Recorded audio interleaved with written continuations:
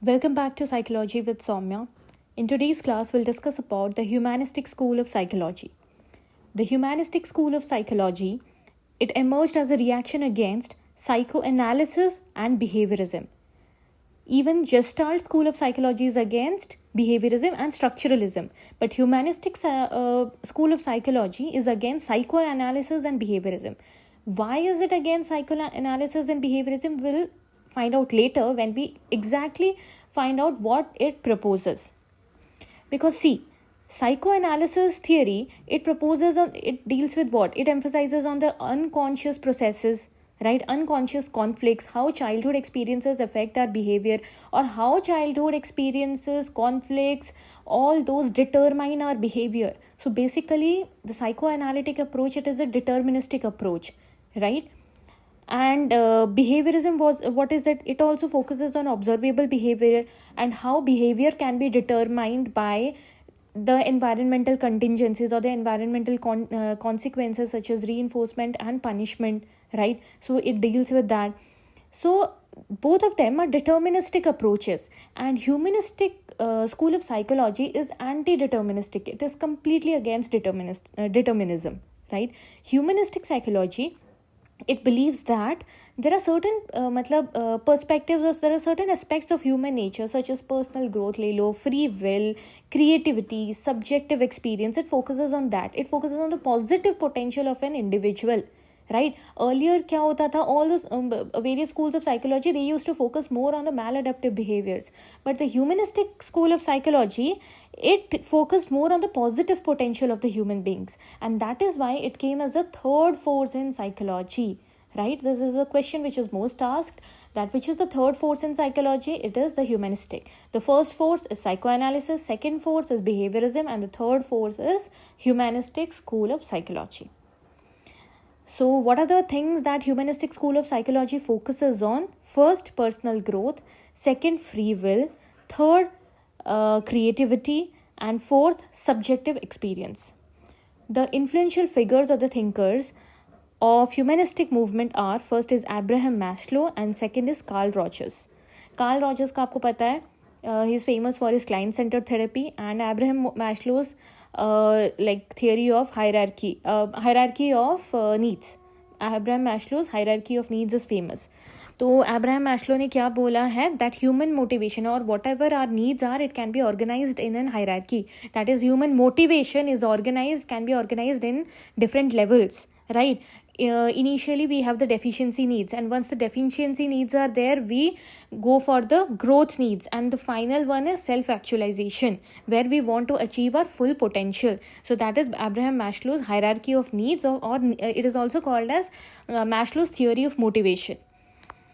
Once, for example, the first basic need is the physiological need. Physiological needs mean food, water, shelter, air. Then comes the safety needs.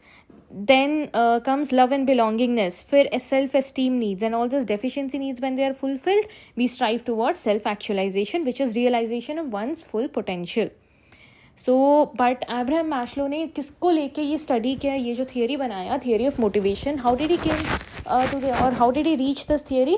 Bye studying highly creative and potential individuals और productive individuals, ठीक है. And then he describe there are certain characteristics of self actualised individuals. He studied, he took a group of individuals who are like highly creative, who are highly productive, and then he conducted the study and he found out the common characteristics of those self-actualized individuals. The characteristics are like autonomy, creativity, realistic perception, deep appreciation of life, and there are numerous. Now, who is Carl Rogers? Carl Rogers is famous for his client-centered or person-centered therapy. He emphasized on self-concept, right? How we perceive ourselves, how we look at ourselves, what is our self-concept, ठीक है. Carl Rogers focused on self-concept. He told that the psychological well-being of an individual, it depends upon the degree of congruence between our real self and our ideal self. Real self means what we really are. Ideal self means what we want to be. And depending upon the congruence between the real self and ideal self, it determines how it determines the psychological well-being. If there is incongruence between our real self and our ideal self, then it leads to distress, right? So Carl Rogers also told that there are 3 sufficient and necessary conditions for psychological well-being. These are: first is unconditional positive regard, second empathy, and third is congruence. Congruence या फिर आप बोल सकते genuineness, मतलब if the therapist is not hiding behind a professional facade, right, the therapist is open, the therapist is transparent, then it becomes easier for the client to connect with the therapist. So all these conditions, these conditions are to be shown by the therapist, right? Unconditional positive regard, empathy should be shown, and there should be genuineness on the part of the therapist. And these 3 conditions are necessary for client-centered therapy. And these conditions, they help the individuals or the clients who come for therapy to explore their feelings openly and then become a fully functioning individual, right? Fully functioning individual is another keyword of Rogers client-centered therapy. So humanistic psychology क्या है? It places emphasis on what? Subjective experience, I told you. Personal responsibility, yes. Free will, yes. Creativity, yes. It assumes what? That human beings are inherently good. वो दिल के अच्छे होते हैं. Human beings का good nature उसने देखा है. ठीक है? It assumes that human beings are all inherently good and they have a natural innate tendency towards self-actualization, self-improvement. Does it focus on pathology or maladaptive behavior? No. It focuses on the positive potential of human beings. They have an innate tendency for self-actualization and they are inherently good. So so it focuses, what I told is again repeated, that it focuses on the positive potential of the individuals, focuses on personal responsibility, free will, personal growth, self-actualization. And it came as the third force. First force, psychoanalysis. Second force, behaviorism. Against both of this came the third force, which is the humanistic psychology. It is against psychoanalysis and behaviorism because both of them are deterministic in nature and this is anti-deterministic. So major figures, again let's have a quick recap. Major figures are Abraham Maslow, Carl Rogers, Rollo May. Assumptions are humans are inherently good, they have free will and personal responsibility. Behavior is motivated by growth, theory of motivation by Abraham Maslow. Subjective experience जो होता है, that is central. And people strive for self-actualization. Self-actualization किसका concept था? Maslow's hierarchy of needs में सबसे top में था. He proposed a hierarchy of needs. What are those needs? Physiological, basic, then comes safety, फिर love and belongingness, फिर esteem, and these 4 are the deficiency needs. When these deficiency needs are met, then we go towards the growth need, which is the self-actualization. Person-centered therapy or client-centered therapy was given by Carl Rogers.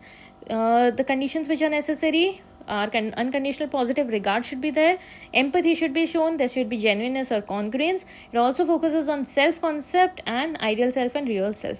And when there is an incongruence between these two selves, there occurs psychological distress. Humanistic school of psychology was against 2 other schools. One is against psychoanalysis because psychoanalysis is deterministic. It tells that the unconscious conflicts of an individual determines our behavior, how we behave. So it is against this, and against behaviorism also because that also says our environment determines our behavior. So it rejects both of them. It also rejects reduction. ठीक है, reduction of humans अगर हम करते हैं to simple stimulus, ये वाला जो reduction is, it is again anti reductionist. So humanistic psychology focuses on free will, creativity, personal responsibility, subjective experience, meaning, growth, right? Third force in psychology emphasizes on phenomenology, focuses on conscious experience, positive view of human beings, anti-deterministic, and it is inspired by Viktor Frankl's existentialism. Right, Viktor Frankl's existentialism is almost similar to humanistic school of psychology, but there's a slight difference that humanism is more positive and more optimistic. ठीक है, and existentialism is like finding meaning in the face of crisis or trauma or something, that is finding your existence. Existentialism is basically finding meaning and purpose in life.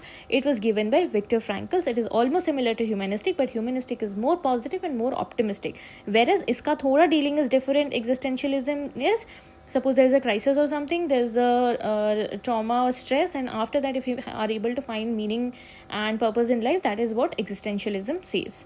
So humanistic psychology is deterministic? No, it is anti-deterministic. ठीक है, it emphasizes कि nothing can be determined. आपका subjective experience matter करता है. ठीक है, so it focuses on subjective experiences. Carl Rogers' concept of fully functioning person. So Rogers believed that when a person receives unconditional positive regard मिलता है, congruence है, and फिर empathy भी मिलता है, then they move towards becoming a fully functioning individual. ठीक है, fully functioning individual means it is not a fixed state. ठीक है, it is an evolving state, it is an on going process. Fully functioning हम बनते रहते हैं, बन नहीं जाते, कभी रुक नहीं जाता है. It's a continuous process becoming fully functioning. The 5 characteristics of a fully functioning individual is those are openness to experience, existential living, organismic trusting, experiential freedom, and creativity. Right? So openness to experience means we accept both positive and negative emotions. We are not defensive. There is no distortion or denial of reality. Existential living मतलब हम present में रह रहे हैं.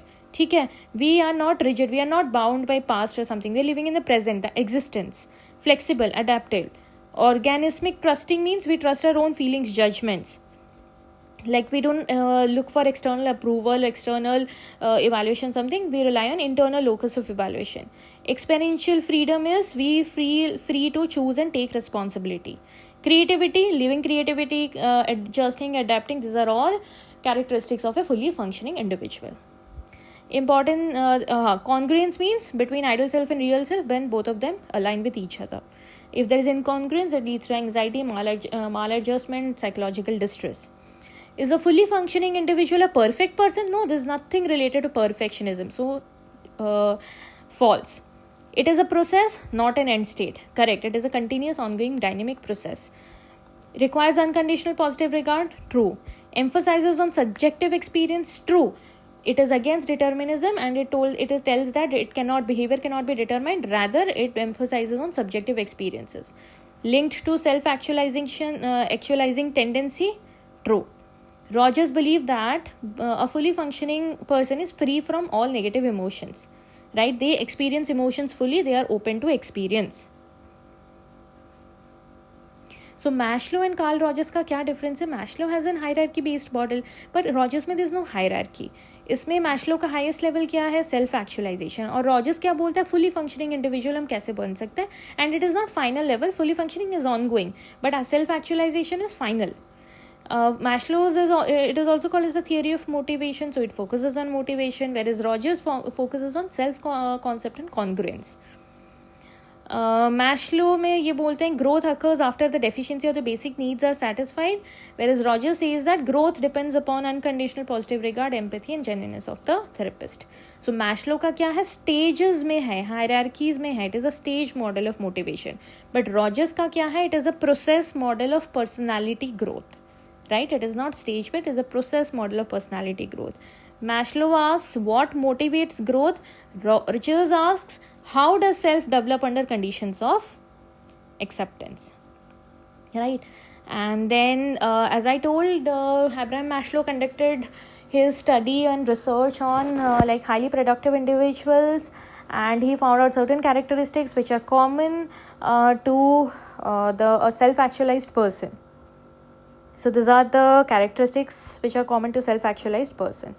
Right? So this is all about the schools of psychology. We'll meet in the next class. Thank you, everyone.